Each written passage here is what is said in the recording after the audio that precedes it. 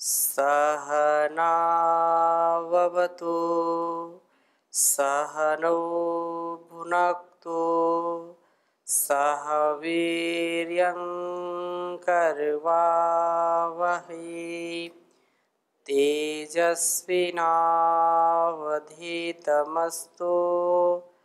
मा विद्विषावहै। ओम शांति शांति शांति। वैदिक जीवन पद्धति की इस कक्षा में आप सबका हार्दिक स्वागत है, अभिनंदन है। ऋग्वेद के प्रथम सूक्त अर्थात अग्नि सूक्त का हम स्वाध्याय कर रहे हैं और इनमें से हमने 7 मंत्रों का स्वाध्याय कर लिया है। कुल 9 मंत्र हैं। 7 मंत्रों में उस अग्नि स्वरूप परमात्मा का जो वर्णन इसमें है, जो उसकी महिमा है और उसके ही द्वारा, उसकी उपासना के द्वारा ही हम संपूर्ण दुर्गुणों से, दुर्व्यसनों से बच सकते हैं। हमारा सामर्थ्य हर प्रकार से बढ़ेगा। हर प्रकार से इस सामर्थ्य के द्वारा, इस आत्म कल्याण से राष्ट्र कल्याण और विश्व कल्याण का, धर्म अर्थ काम और मोक्ष का, अभ्युदय और निश्रेयस का, श्रेय और प्रेय का जो एक उद्देश्य हमारा है, जो भोग अपवर्ग का उद्देश्य है, वो सफल होगा। ऐसा यह वेद का उपदेश यदि हमने आत्मसात किया। बहुत ही सुंदर अगला मंत्र है। और जैसा हमने पहले पढ़ा था 7वें मंत्र में कि हम प्रतिदिन सायं प्रातः प्रभु का उपासना करने वाले बने, उसकी उपासना हम करें। दिन भर प्रज्ञापूर्वक कार्यों को करते रहें, उस प्रभु को अर्पित करते रहें, उसकी शरणागति को हम प्राप्त हो, सारे शुभ कर्मों को उस प्रभु के प्रति समर्पित करते जाएं। प्रातः शक्ति की याचना करें कि हम प्रज्ञापूर्वक कर्मों को करने वाले बन पाएं। रात्रि में भी शयन के समय शिव संकल्प मंत्रों के द्वारा हम उसका आह्वान करते हैं कि हमारे इस रात्रि काल शयन में अच्छी नींद आए, हमारे कोई भी ऐसे कार्य, ऐसे व्यवहार ना हो जो हमारी रात्रि को काली बना दें। अर्थात कोई कलंकित करने वाला कार्य, अपने स्वभाव को मलिन करने वाला कार्य कोई भी ना करें, ऐसा कोई कर्म ना करें। शिव संकल्प से युक्त जीवन को जीने का हम प्रयास करें। और वह प्रभु ऐसे ही हमको बनाना चाहता है और ऐसे उपदेश से हमको उत्प्रोत करना चाहता है। हम स्वयं, हमारी ये अभीप्सा होनी चाहिए, हमारा ये अंतःकरण से भाव होना चाहिए, मुझे ऐसा बना दो मेरे पिता, जीवन में लगे ठो करना कहीं, जाने अनजाने भी मुझसे नुकसान किसी का होना कभी, मुझे ऐसा बना दो मेरे पिता। उपकार सदा करता जाऊं, दुनिया अपकार भले ही करे, उपकार सदा करता जाऊं, दुनिया अपकार भले ही करे, बदनामी न हो जग में मेरी, बदनामी न हो जग में मेरी, कोई नाम भले ही देना कहीं, मुझे ऐसा बना दो मेरे पिता।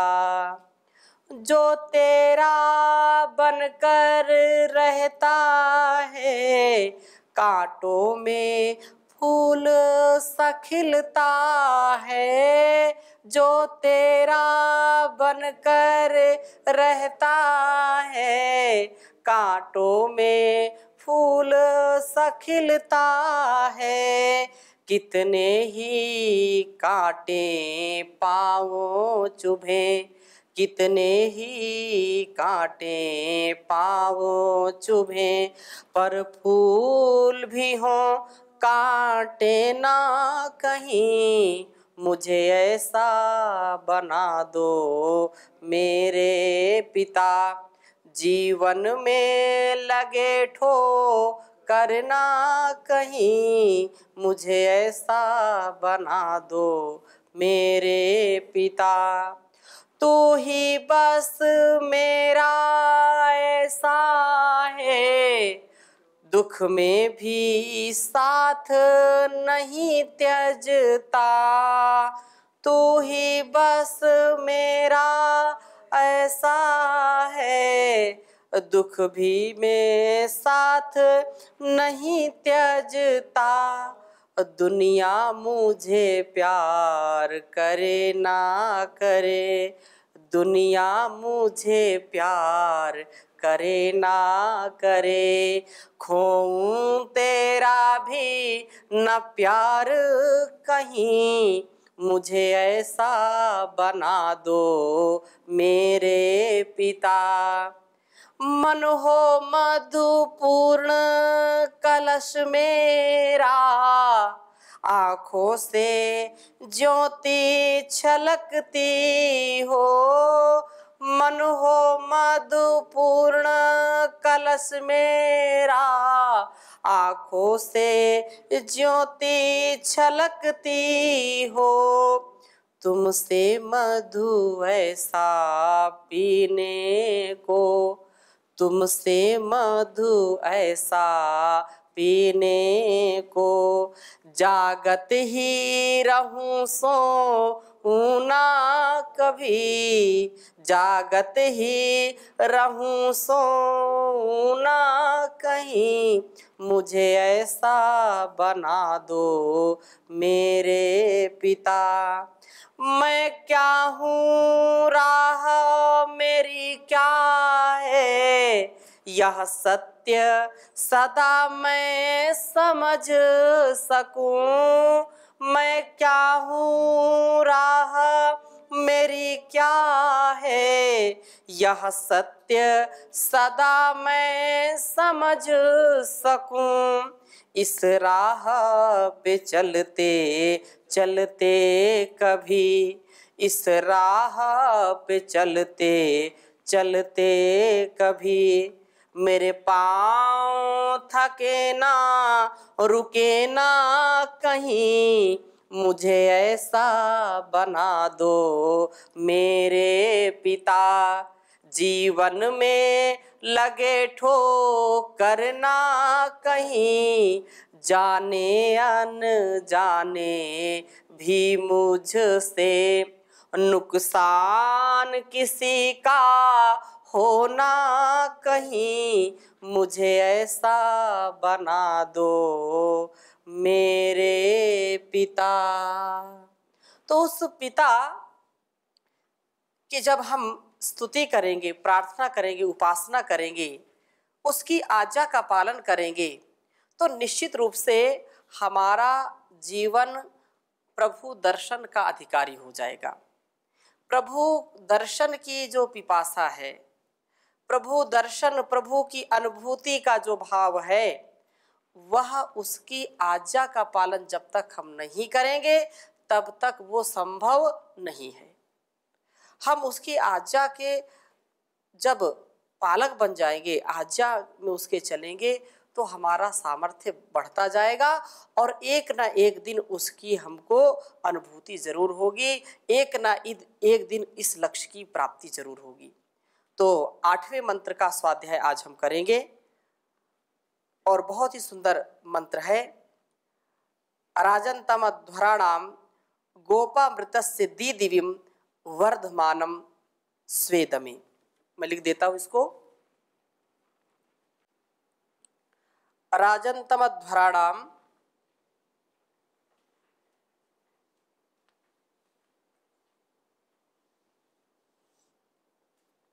ओम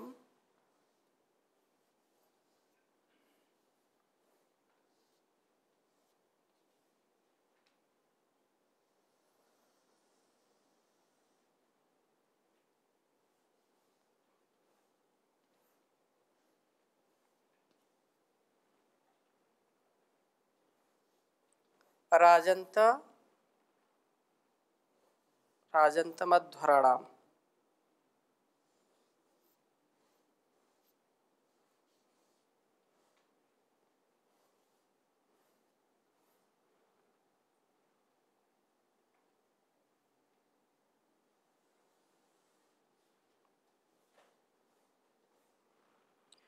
गोपामृतस्य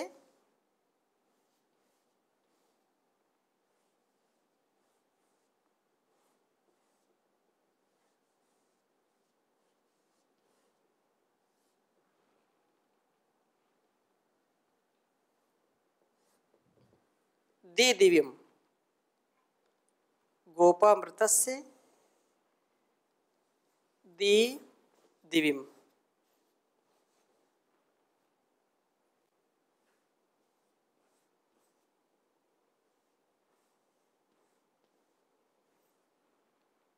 वर्धमानम स्वेदमे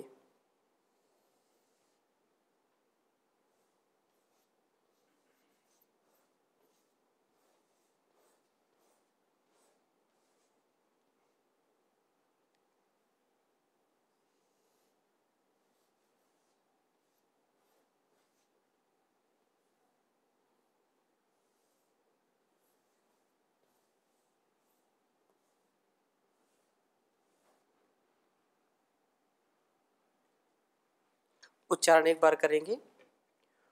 ओम राजंतमध्वराणाम गोपामृतस्य दीदिविम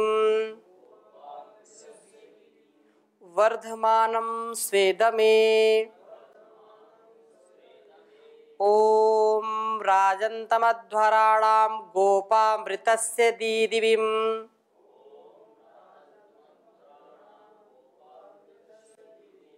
वर्धमानं स्वेदमे।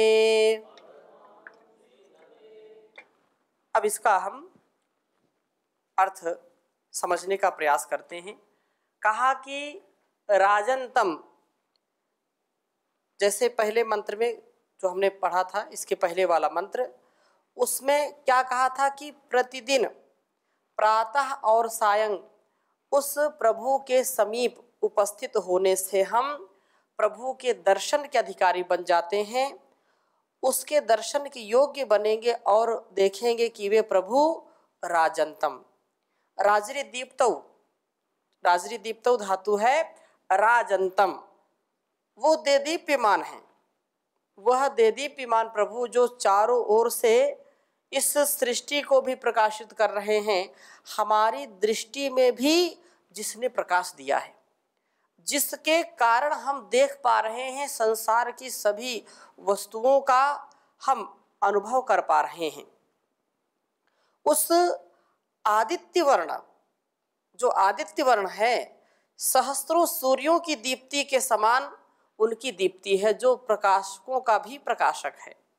जो इस संसार में सूर्य, चंद्र और जो भी ग्रह नक्षत्र आदि हमको प्रकाशित दिखाई पड़ रहे हैं, और इस संसार में छोटे छोटे जुगनू से लेकर के सूर्य तक का जो प्रकाश है, उन सबको कौन प्रकाशित करने वाला है? परमात्मा। सब में प्रकाश देने वाला कौन है? परमात्मा। तो हजारों लाखों करोड़ों सूर्यों से भी ज्यादा उस परमात्मा का, उस सबके प्रकाश करने हारे ईश्वर का प्रकाश है, वो अति देदीप्यमान है। तथा जो परमात्मा, वे प्रभु ही सारे संसार को व्यवस्थित कर रहे हैं। कहीं भी न्यूनता आपको दिखाई नहीं पड़ेगी इस संसार में। सर्वत्र जो व्यवस्था है, जो वनस्पतियां हैं, वृक्ष पौधे हैं, या कोई भी जीव जंतु हैं, उनके अंदर वैसा सामर्थ्य, ऋतुओं के अनुकूल जहाँ जिस जीव का जन्म दिया है, पहाड़ों के पशु पक्षी अलग होते हैं, बर्फीले स्थान के पशु पक्षी अलग होते हैं, मैदानों के अलग होते हैं, अलग अलग जहाँ जहाँ भी जैसे जीवों का निर्माण किया है वहाँ वहाँ उसको वैसे व्यवस्था से सुसज्जित किया है कि ऋतुओं का प्रभाव उनके ऊपर विशेष ना पड़े, ताकि उनका जीवन विशेष रूप से चल सके। वो यह करने वाला परमात्मा है। उस प्रभु के प्रशासन में ही यह सब ग्रह नक्षत्र व नदियाँ गति कर रही हैं। ये जितने भी सूर्य चंद्र हैं, ये पर्वत नज़ारे हैं, ये सब उसी के इशारे पर अपने कार्य को कर रहे हैं। अध्वराणाम, राजंतम अध्वराणाम कहा आगे, वे प्रभु ही इस हिंसा रहित यज्ञों के रक्षक हैं। हिंसा रहित यज्ञों के वो रक्षक हैं। प्रभु की कृपा से ही सब उत्तम कार्य पूर्ण हुआ करते हैं।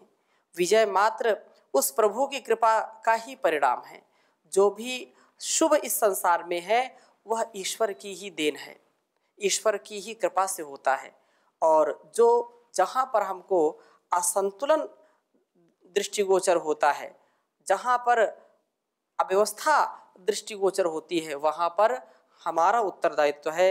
हमारी कमी के कारण वहाँ पर अव्यवस्था होती है। ऐसा यदि हम मान करके चलेंगे तो जो आदिकाल से हमारे ऋषियों ने अपने जीवन को दिव्य बना करके, भव्य बना करके इस संसार का उपकार किया है, तो हम भी वैसे ही बन जाएंगे। और हमेशा इस बात को ध्यान में रखना चाहिए कि हम अपने कर्तव्य करने में स्वतंत्र हैं। अपना कर्तव्य हमको करना चाहिए, जैसी ईश्वर की आज्ञा है, जैसा उसका संकेत है, वैसा हम सदा सर्वदा करते जाएं। अन्य का कभी भी उलाहना उसको ना दें। अपना कर्तव्य हम करते जाएं। जो अपना कर्तव्य है उसी में हम अपने आप को निछावर करते जाएं। तो अध्वराणाम, वो परमात्मा हमारे अंदर ऐसा सामर्थ्य प्रदान करेगा कि जो हम यज्ञ कर्म कर रहे हैं, जो उपकारक कर्म कर रहे हैं, लोक कल्याण का कर्म कर रहे हैं, उसमें हमको दुख नहीं मिलेगा, हिंसा नहीं होगी। नहीं तो छोटे छोटे कार्यों में भी व्यक्ति दुखी हो जाता है। जैसे कोई पिता अपने बच्चों का पालन पोषण करता है, माँ अपने बच्चों का पालन पोषण करती है, शिष्य गुरु की शरणागति को प्राप्त करके वहाँ पर अपने को पुष्पित पल्लवित करते हैं। और ऐसे ही जो सामर्थ्यशाली लोग होते हैं वो अपने से कम सामर्थ्य वालों को सदा प्रश्रय देते हैं, आसरा उनका बनते हैं और सदा रक्षा करते हैं। परंतु इस दृष्टि में यदि हम उनसे कोई अपेक्षा रखते हैं, अर्थात माता पिता यदि उनसे अपेक्षा रखेंगे, विशेष गुरु शिष्यों से विशेष अपेक्षा रखेगा, आसक्ति पूर्वक अपेक्षा रखेगा, तो दुखी होगा, वो हिंसा होगी। इसलिए कर्तव्य का मर्म समझ करके जो हमारी ड्यूटी है, जो ड्यूटी पढ़ने की ड्यूटी है तो पढ़ाई ईमानदारी से करें, पढ़ाने की ड्यूटी है तो पढ़ाई ईमानदारी से पढ़ाएं उनको, बच्चों को। और यदि रक्षा करने की ड्यूटी हमको कोई जिम्मेदारी दी गई है तो जिम्मेदारी को निर्वहन करना ईश्वर को अर्पण करते हुए, तो उससे हिंसा नहीं होगी। आप ईमानदारी से कार्य करेंगे, आपसे लोगों को हिंसा नहीं होगी। अगर कोई अज्ञानता बस आपकी बातों को बुरा मानता है तो वो स्वयं उसका जिम्मेदार है, और मेरी भी हिंसा नहीं होगी, मैं भी संतोषपूर्वक अपने कर्तव्य को कर रहा हूँ। ऐसा हम जब विचार करेंगे तो प्रभु की कृपा से ही उत्तम कार्यों को करने का सामर्थ्य मिलता है। नहीं तो उत्तम कार्य करने में भी बड़ी कठिनता है, बड़ी परीक्षा लोग लेते हैं। बुरे काम में तो है ही है, बुरा काम इतना सरल नहीं है। अपने आप को मारना पड़ता है, अपने आत्म प्रेरणा को मारना पड़ता है, बार बार झूठ बोलना पड़ता है, क्रोध करना पड़ता है। जितने भी संसार में बुरे कर्म हैं वो बहुत ही कठिन काम है, लेकिन जिनका अभ्यास हो गया वो सरल है उनके लिए। एक अच्छा जीवन जीने वाला व्यक्ति यदि उसको दिन में 1-2 बार झूठ बोलना पड़े तो परेशान हो जाएगा वो। क्यों? क्योंकि एक झूठ बोल दिया, अब उस झूठ को सच सिद्ध करने के लिए कई झूठ और बोलने पड़ेंगे। तो ये सत्य व्रत का पालन करने वाला जो व्यक्ति है ना, उसका जीवन सरल होता है, सहज होता है। और उसका सामर्थ्य कौन देता है? ईश्वर देता है, परमपिता परमेश्वर देता है। इसलिए जो सच्चाई के मार्ग पर चलता है, विघ्न बाधाओं को तो चकनाचूर कर देता है। वो उसको कोई चिंता होती नहीं है और हमेशा वो आनंदित रहता है, प्रसन्न रहता है। वो चाहे माँ के रूप में हो, पिता के रूप में हो, गुरु के रूप में हो, समाज सुधारक के रूप में हो, विद्यार्थी के रूप में हो, ब्रह्मचारी के रूप में हो, सन्यासी के रूप में हो, हर प्रकार से जो उस ईश्वर को मूल में रखते हैं, ईश्वर की आज्ञा का पालन करते हैं, और वो स्वयं दूसरों की हिंसा नहीं करते, वो स्वयं हिंसित नहीं होते। ऐसे ही परमात्मा जो भी संसार में श्रेष्ठ कर्म करने वाले हैं, उनको साहस देता है। भले ही हमको लगता है कि परेशान हो रहे हैं, लेकिन अंदर से वो कभी परेशान होते नहीं है। सच्चा जीवन जीने वाले, अच्छा जीवन जीने वाले लोग। इसलिए अगली बात कही है, ऋतस्य दी दिव्यम अध्वराणाम गोपाम। वे प्रभु जो है हिंसा रहित यज्ञों के रक्षक हैं, वो सदा रक्षा करने वाले हैं, और विजय उसी की ही विशेष कृपा से मिलती है। ऋतस्य दी दिव्यम, सत्य के प्रकाशक हैं। वेद ज्ञान के द्वारा प्रभु ने सब सत्य विद्याओं का प्रकाश किया है हम सबके लिए, सत्य विद्याओं का उद्घाटन किया है हमारे लिए। सत्य विद्याएं ना हो तो लोग पता नहीं कैसे जीवन जी पाएंगे, नहीं जी पाएंगे। जो कुछ जानते हैं और आचरण में नहीं उतारते, उनका भी जीवन खतरे में होता है। कितना दुख उठाते हैं, कितनी परेशानी उठाते हैं। तो जो अज्ञानता में जिएंगे वो कैसे दुख से बच सकते हैं? कभी भी वो दुख से बच नहीं सकते हैं। इसलिए ज्ञानमय जीवन जीना चाहिए, और वह सत्य विद्याओं का जो प्रकाशक परमात्मा है, जिसने सारे वेद ज्ञान उस प्रभु के द्वारा जो हमको मिले हैं, उन विद्याओं का हम अपने जीवन में भी आधान करें और अपने समस्याओं का समाधान करें। स्वेद में अपने स्थान में अथवा अपने पूर्ण दांत रूप में दमन में वर्धमानम सदा से बढ़े हुए हैं। वस्तुतः वृद्धि दमन के अनुपात में होती है। जितना दमन उतनी वृद्धि। उतनी जो है, इस तथ्य को समझने का प्रयास करेंगे, जितना हम अपनी कुचेष्टाओं का, जो वासनाएं हैं, जो विषयासक्ति है, जो इंद्रियों का बहिर्मुख है, या वो इंद्रियां जो विषयों को प्राप्त करना चाहती हैं, इनसे जितना हम अपने आप को ऊपर उठाएंगे, इनको नीचे दबाएंगे, उतना उतना हमारा सामर्थ्य बढ़ता जाएगा, उतनी वृद्धि होगी।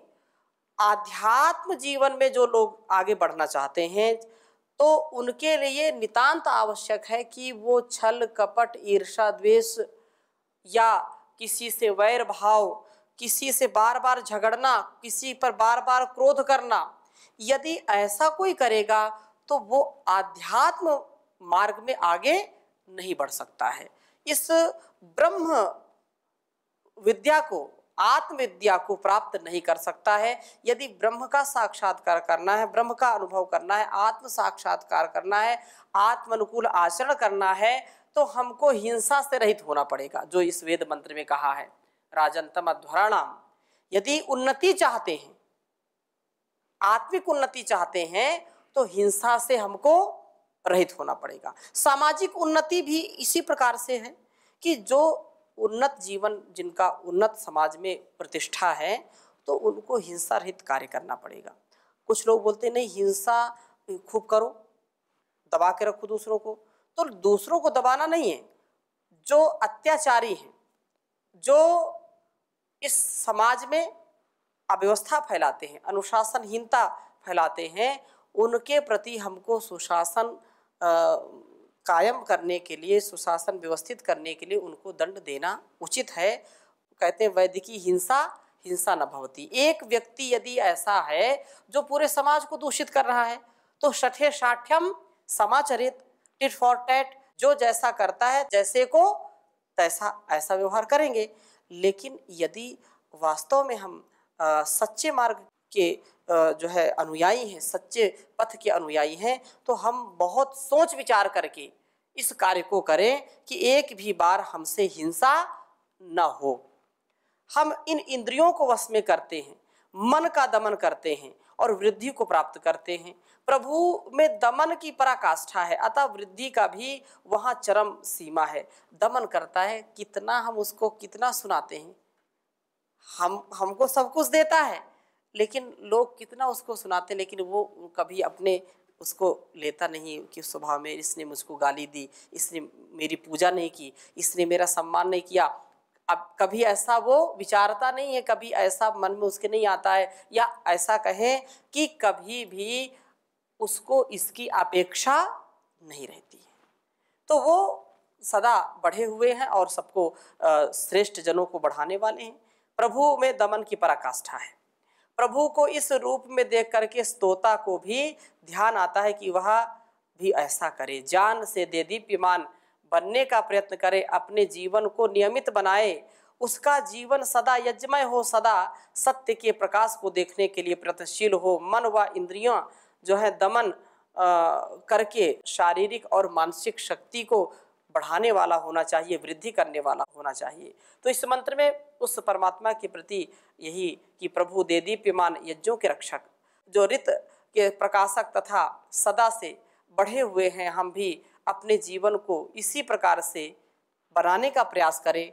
दमन इंद्रियों का तू करता चला जा, फिर काबू में आएगा मन धीरे धीरे, मिलेगी प्रभु की शरण धीरे धीरे। सुने कान तेरे सदा वेदवाणी, तू कर वेदवाणी मनन धीरे धीरे। तो इन्हीं शुभ संकल्पों के साथ आज की कक्षा को यहीं पर विराम देते हैं। अग्नि सूक्त का अंतिम मंत्र कल हम उसको लेंगे। ओम शांति शांति शांति।